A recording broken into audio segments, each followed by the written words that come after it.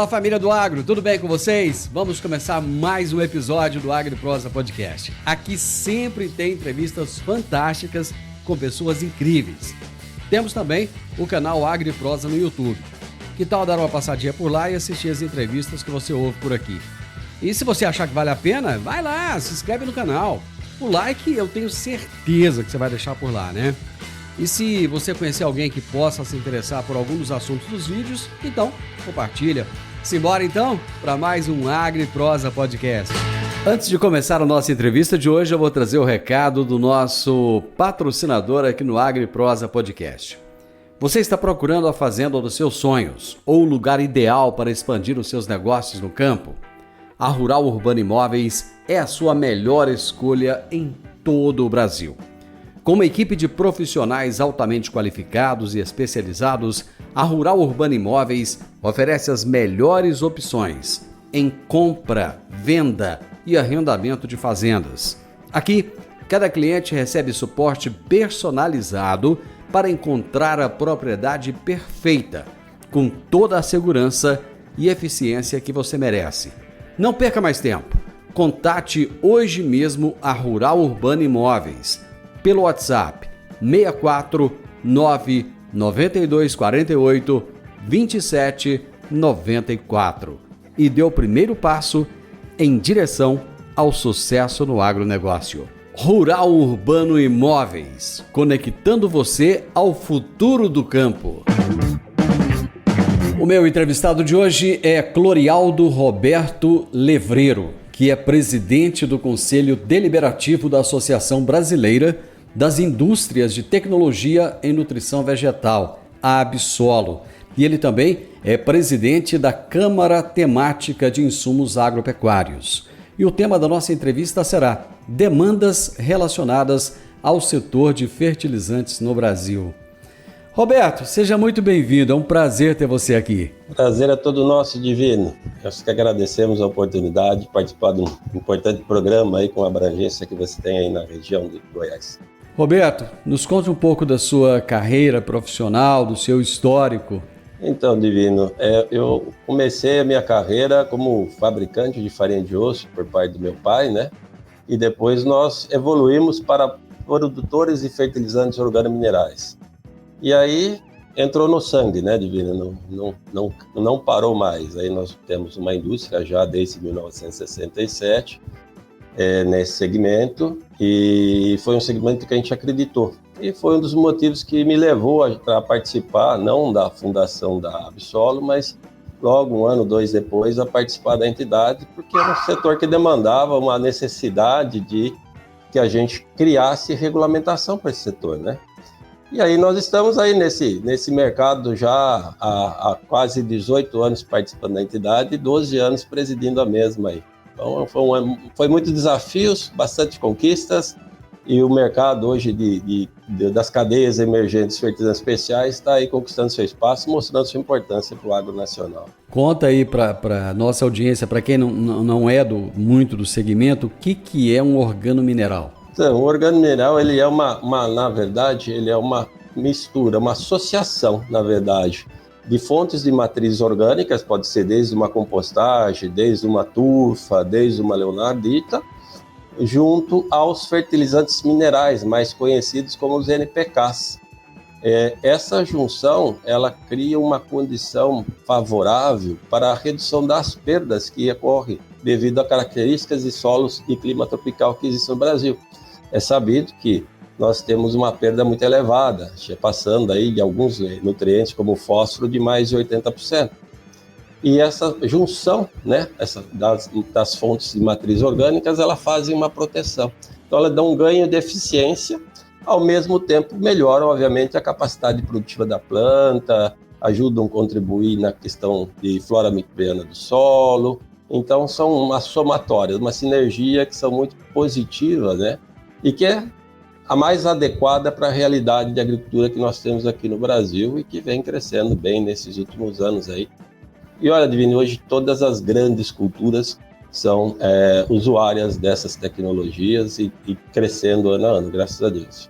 Roberto, quando é que a Absolo foi fundada e qual é o papel dela? Qual que é o objetivo da Absolo? A Absol hoje ela completou 20 anos, né? E o principal objetivo, quando ela nasceu, é que o setor no Brasil de fertilizantes, ele era regulamentado apenas para os NPKs. E nós tínhamos dentro da Absol, dentro do guarda-chuva que a Absol hoje contempla, nós temos fertilizantes minerais especiais, que a gente envolve todos, desde o foliar, ou para fertilização, hidroponia. Então, são fertilizantes hoje que são alta solubilidade, de alta disponibilidade para a planta. Nós temos os orgânicos, os condicionadores de solo, o substrato para plantas, os organominerais, como nós já dissemos, os biofertilizantes, os biológicos e os adjuvantes, que não são fertilizantes, mas são elementos que facilitam muito e melhoram a eficiência nas pulverizações. Então, são 8 guarda-chuvas, que, na verdade, não existia um regulamento adequado para eles. Então, as indústrias tinham muita dificuldade em trazer novos produtos, né? Desenvolver novas tecnologias, até porque a gente precisa, para comercializar uma regra, estar registrado para que a empresa tenha segurança jurídica, o usuário também, e como o próprio Ministério também possa exercer o papel dele de fiscalização. Então, esse foi o principal objetivo da fundação da entidade, onde ela investiu muitos anos em termos de pesquisa, um trabalho paralelo muito grande com as universidades e com o próprio Ministério da Agricultura, para criar metodologias de análise, criar regras de fiscalização em produção, e foi esse apoio mútuo entre os dois, entre a entidade e o órgão regulador, que nós conseguimos criar toda a regulamentação, inclusive a lei de biofertilizantes que existe no Brasil hoje, foi a própria Absol que fez. E aí entrou o organomineral, criamos condições para as plantas de matriz orgânicas. Hoje nós conseguimos transformar lodo de esgotos em produtos extremamente seguros para o uso. Então, cadeia, quando nós falamos de sustentabilidade e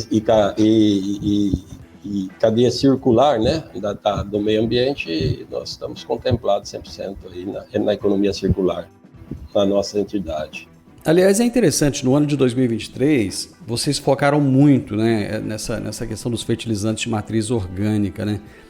E conforme você colocou aí, já está bem avançado. Mas como é que está, falando em estar avançado, né? Como é que está essa tecnologia e como é que está a aplicação dela no Brasil? Nós temos utilizado esses resíduos na proporção que tem aí disponível?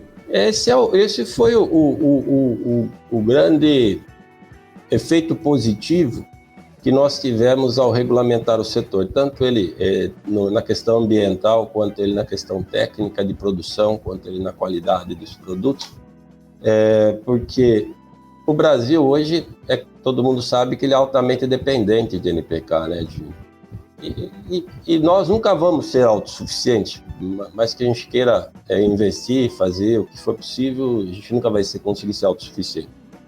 E se nós temos hoje uma perda muito grande, qual é o caminho mais inteligente que nós teríamos para poder fazer frente à nossa dependência? É ser mais eficiente. E o que nós temos para ser mais eficientes?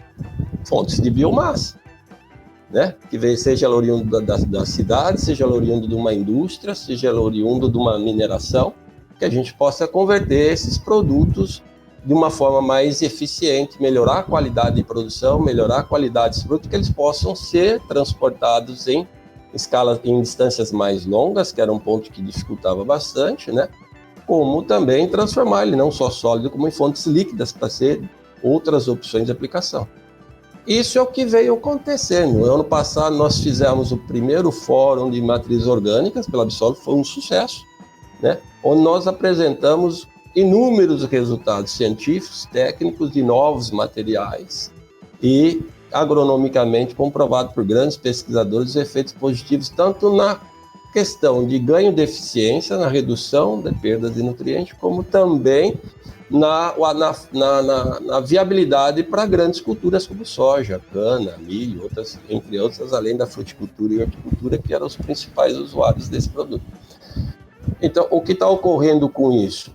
grandes empresas, você tem visto a mídia, estão começando a investir em plantas próprias para reaproveitar, como alguns grandes produtores confinamentos estão também investindo em plantas para poder viabilizar esse material e reverter isso para uso próprio, né?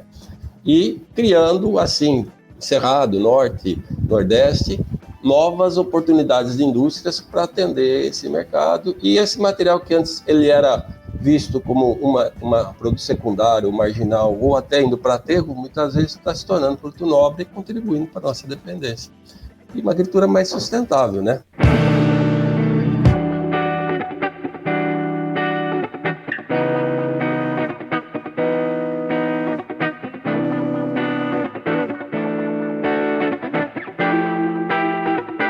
A pandemia e a guerra entre a Rússia e a Ucrânia, houve ali uma tensão, uma preocupação muito grande de faltar fertilizantes.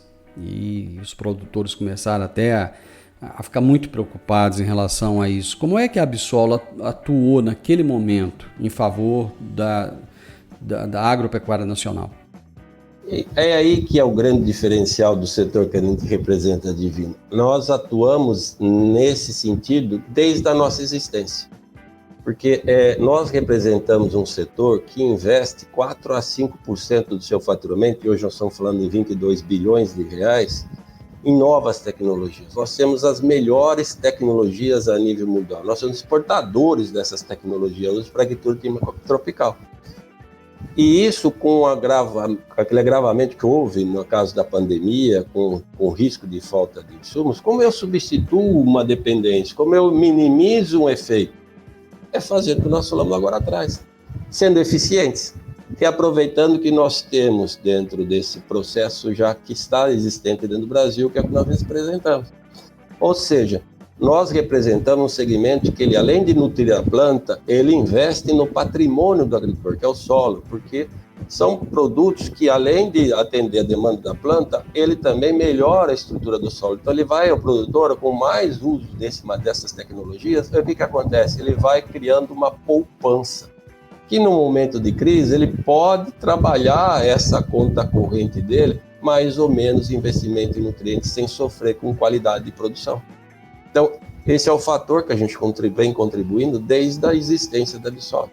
E nós temos aqui, eu estive conversando com alguns associados, de 9 a 10 produtos novos que nem ainda existem no mercado, que já estão em fases avançadas para serem lançados.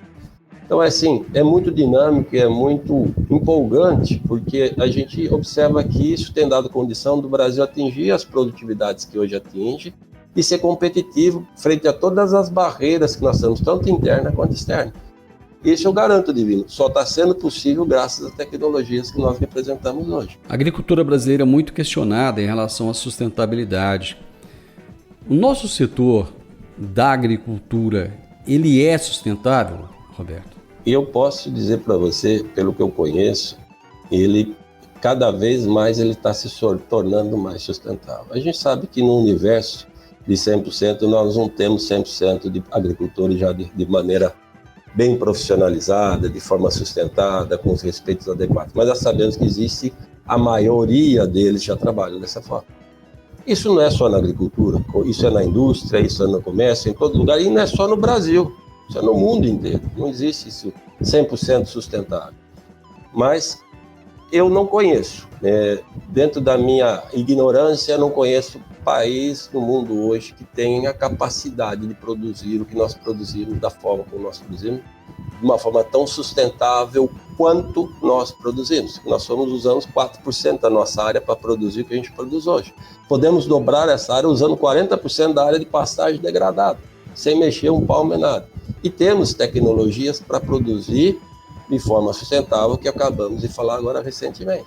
Então, ou seja, eu acho que se nós não somos estamos no top, mas estamos muito próximo deles.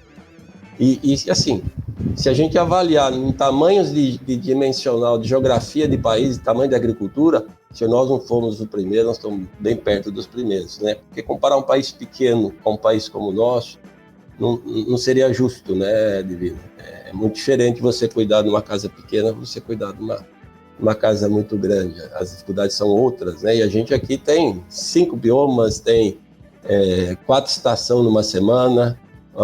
A agricultura brasileira ela não é para amador, essa é a grande realidade, que nós temos excelentes profissionais no campo. Dependendo do local, a gente tem 4 estações no dia, né? No dia, é muito difícil, né? Roberto, você assumiu recentemente a presidência da Câmara Temática de Insumos Agropecuários. O que é essa Câmara? A CETIA é uma Câmara que representa a cadeia de insumos para a agricultura junto ao Ministério da Agricultura. Hoje é uma Câmara que ela abrange desde semente, fertilizantes, defensivos, tem associações transversais, tem a parte governamental que participa dessa Câmara, tem área de distribuição, tem cooperativas, ela é bastante abrangente. E é isso que a torna, de uma certa forma, muito importante. E a principal dessa Câmara, o que é? Função é pegar todas as demandas, todos os anseios, todas as necessidades que esses setores contemplam, tentar convergir isso em ações e assessorar o ministro. Essa Câmara ela tem a capacidade de assessorar o Ministério da Agricultura para que ele possa tomar as ações. Então, ou seja, a gente cria toda a estrutura, cria toda a base, monta todo o processo e senta com o ministro, passa o secretário, para que o Ministério da Agricultura tome as ações necessárias para que o setor possa resolver as suas demandas. Você que está próximo ali do ministro Carlos Fávaro, nós temos o agronegócio como suporte da economia brasileira, isso já vem de algum tempo, né? A economia brasileira jamais estaria no patamar que está se não fosse o agronegócio. O ministro Carlos Fávaro, ele tem tido espaço e o ministério dele tem tido a força necessária para atuar em defesa do agronegócio nacional? Divino, eu acho que espaço, se a gente esperar, a gente não tem espaço nem dentro de casa com os nossos filhos, né? É sempre uma luta. Nós temos sempre que pôr o cotovelo ali e procurar o nosso espaço. Essa é a minha linha de... A gente tem que fazer o espaço acontecer. O espaço, Divino, porque todo mundo tem um interesse. Seja ele mais ou menos nobre, seja ele mais ou menos importante. Então, a gente esperar espaço, eu nunca acreditei espaço, porque o nosso desafio como uma entidade pequena, ela foi muito difícil. A gente teve que pôr os cotovelos ali, passar um óleo de peroba e assim, achar o espaço. E aí cabe a nós tentar dar esse suporte, dar essa força, essa retaguarda para que o ministro conquiste o espaço. Eu acho que o espaço a gente conquista com um bom trabalho, uma boa demanda, uma boa sustentabilidade em cima de um bom projeto, um projeto que realmente ele não dê espaço para ser questionado. E ele tem essa condição quando ele está bem suportado.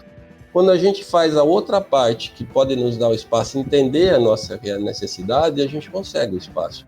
Então, a CETIA hoje, ela, por ter essa transversalidade de entidades, a gente pode transformar essa transversalidade de mais de 50 entidades numa força.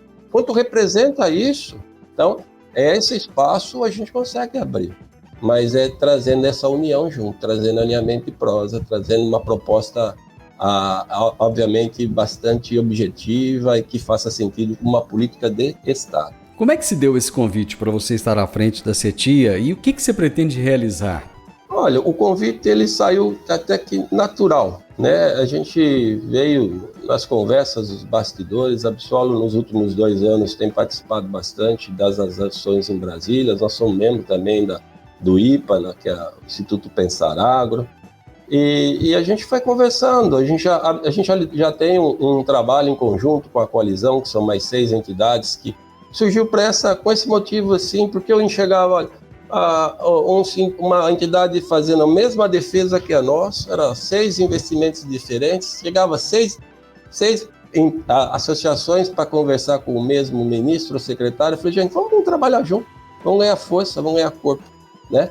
E aí foi consolidando, e aí a gente foi sugerindo nossa opção de estarmos à frente da CETIA, e graças a Deus assim foi muito bem aceito. A gente não teve nenhuma objeção de nenhuma entidade que tive conhecimento, não, foi quase que unânime a aceitação, tanto da área da área da produção, quanto de outros setores, porque assim, o objetivo é agregar, é fazer isso que eu comentei agora há pouco, é que a CETIA se torne um grupo unido em prol. A gente sabe que não vai ter 100% de alinhamento em todas as demandas, isso não vai existir nunca, mas nós temos que convergir pelo menos 80%, 70% no que for possível e dar o foco macro e deixar aquilo que pega mais por interesses comerciais que sejam discutidos no campo, cada um discute, defende sua frente. Mas ali o foco da CETIA é, obviamente, criar regras claras para que o setor possa se desenvolver.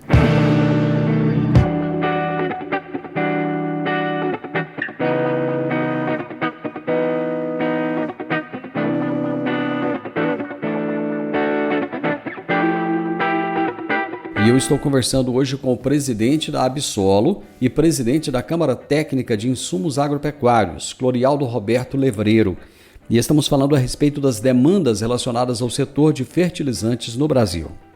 Eu tenho acompanhado as suas falas, Roberto, e eu já percebi que você tem um ponto que você bate muito, que é a difusão de informações a respeito dos bioinsumos e também ao acesso dessas novas tecnologias. Como é que a Câmara pretende atuar nesse sentido, para que haja uma abrangência maior de informações, para que a informação chegue lá na ponta? Você, melhor do que eu, sabe quanto é difícil comunicar. Né? Com certeza. É muito difícil, principalmente nos dias de hoje, que existem inúmeros meios de comunicação, de veiculação, e infelizmente muita informação sai distorcida. E o entendimento é esse. Se nós não nos unirmos e não pacificarmos a nossa linguagem de comunicação, a questão dos bioinsumos está aí. Virou um nome de discurso bonito, porque o mundo quer. Ele se tornou algo de promoção, mas na verdade ele, na nossa visão, ele é muito sério. Porque o bioinsumos está ligado, um guarda-chuva muito grande, embaixo desse guarda-chuva tem inúmeros segmentos que são extremamente importantes para a agricultura brasileira. E nesses segmentos hoje, com alguns projetos de lei, com alguns discursos, ele se tornou um pouco perigoso, porque estão misturando leis. Porque falar em produtos biológicos, micro-organismos, ele é muito abrangente. Ele é muito delicado. Nós temos produtos de dupla aptidão, tanto para controle quanto para estímulo. Então, ele é um tema que precisa de muita seriedade, de muita atenção.